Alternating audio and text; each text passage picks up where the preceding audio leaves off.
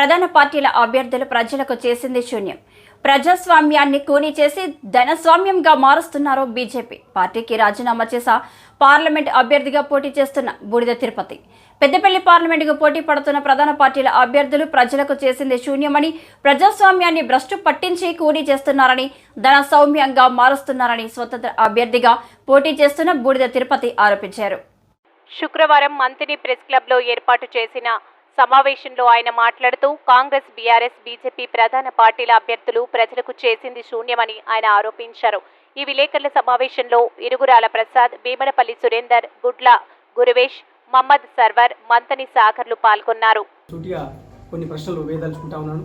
ప్రజలందరూ కూడా ఆలోచన చేయాలి. ఈ ప్రధాన రాజకీయ పార్టీలకు ఎందుకు ఓటు వేయాలనేటువంటి ఆలోచన సరళి కూడా మార్చుకోవాలన్నటువంటి ఒక ఆలోచన కంపల్సరీ చేయాల్సిన పరిస్థితి దాపురించింది. ఎందుకనంటే ఇప్పుడున్నటువంటి బీజేపీ పార్టీ క్యాండిడేట్ ఎవరైతే ఉన్నారో గోమాస శ్రీనివాస్ అనే వ్యక్తి గతంలో 2009లో బీఆర్ఎస్ పార్టీ నుంచి పోటీ చేసిండు.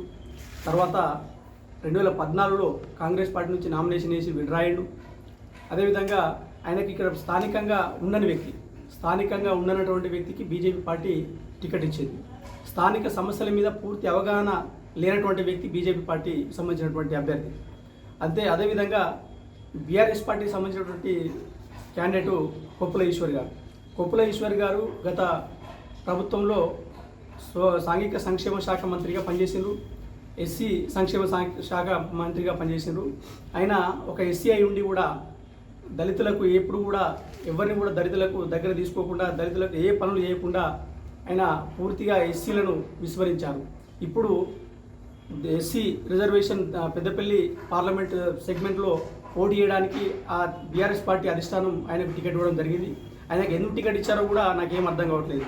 ఒకసారి ఎమ్మెల్యేగా, ప్రభుత్వ విప్పుగా, మంత్రిగా అనేక ఉన్నతమైనటువంటి పదవులు అనుభవించి కూడా ఇక్కడ ఈ పెద్దపల్లి పార్లమెంట్లో సెగ్మెంట్లో ఉన్నటువంటి దళితులు ఎవరిని కూడా అభివృద్ధి తీసుకురాలేదు. కానీ అటువంటి మళ్ళా ఆయనకు స్థానిక సమస్యల పైన కూడా ఎదిరించి ఒక పార్టీ అధినేతను ఎదిరించి మాట్లాడేంత దమ్ము ధైర్యం కూడా లేనటువంటి వ్యక్తి. అయినా కూడా ఎంపీగా ఎందుకు పోటీ చేస్తున్నాడో నాకేం అర్థం కావట్లేదు. అదేవిధంగా ఇప్పుడున్నటువంటి కాంగ్రెస్ పార్టీ విషయానికి ఒకసారి వస్తే, కాంగ్రెస్ పార్టీకి సంబంధించినటువంటి వ్యక్తి ఆయన ఈ ప్రజాస్వామ్యాన్ని ధనస్వామ్యంగా చేసేటువంటి స్థితికి దిగజార్చేటువంటి రాజకీయాలు చేస్తూ ఉన్నాడు. అయితే వాళ్ళ తాత కాకా వెంకటస్వామి గారు ఈ యొక్క పెద్దపల్లి కాన్స్టిట్యున్సీ నుంచి 3 సార్లు ఎంపీగా ఉన్నారు. ఒకసారి కేంద్ర కార్మిక శాఖ మంత్రి కూడా పనిచేసారు. గతంలో సిద్దిపేట నుంచి 3 సార్లు ఎమ్మెల్యేగా చేసారు, 4 సార్లు ఎంపీగా చేసాడు. అదేవిధంగా వాళ్ళ వెంకటస్వామి గారు ఒకసారి ఎంపీగా చేశారు 2009లో. తర్వాత వాళ్ళ పెదనాన్న బెల్లంపల్లి ఎమ్మెల్యేగా ఉన్నారు. ప్రస్తుతం వాళ్ళ డాడీ చెన్నూరు ఎమ్మెల్యేగా ఉన్నారు. పెద్దపల్లి సెగ్మెంట్ పరిధిలో వాళ్ళ కుటుంబమే 2 స్థానాల నుంచి ప్రాతినిధ్యం వహిస్తూ ఉన్నారు.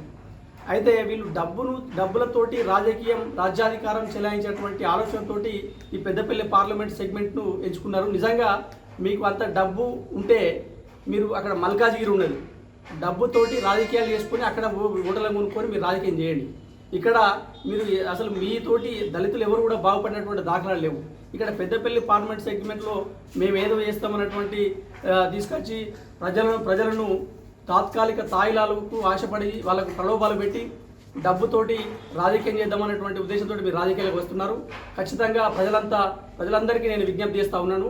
రాబోయేటువంటి ఎన్నికల్లో ఎవరైతే డబ్బు సంచులతోటి, నోట్ల కట్టలతోటి ప్రలోభ పెట్టేటువంటి వ్యక్తులు ఎవరైతే వస్తారో వాళ్ళందరికీ మీ ఓటు ద్వారా బుద్ధి చెప్పి స్వతంత్ర అభ్యర్థిగా నేను పెద్దపల్లి పార్లమెంట్ నుంచి పోటీ చేస్తూ ఉన్నాను. ప్రజాసేవ చేసేటువంటి ప్రజాస్వామిక బద్ధంగా ప్రజాసేవ చేయాలన్నటువంటి నాయకులు ఎవరైతే ఉన్నారో వాళ్ళందరూ జైల్లో ఉన్నారు. డబ్బుతోటి రాజకీయం చేసేటువంటి వ్యాపారస్తులు ఎవరైతే ఉన్నారో వాళ్ళు రాజ్యాధికారం చేపడతా ఉన్నారు. ఈ వ్యవస్థ కంప్లీట్గా మారాలి. రాజ్యాధికారం కేవలం ప్రజాసేవ చేద్దామన్నటువంటి దృఢ సంకల్పం ఉన్నటువంటి వ్యక్తులే ప్రజాసేవ చేసి రాజ్యాధికారం వేయాలని తప్పితే ధనస్వామ్యం చేసి ప్రజలను ప్రలోభాలకు పెట్టి వాళ్ళను ఓట్లను కొనుక్కొని రాజ్యాధికారం చేపట్టినటువంటి వ్యక్తి కూడా ఎవరు కూడా ప్రజాసేవ చేయరు.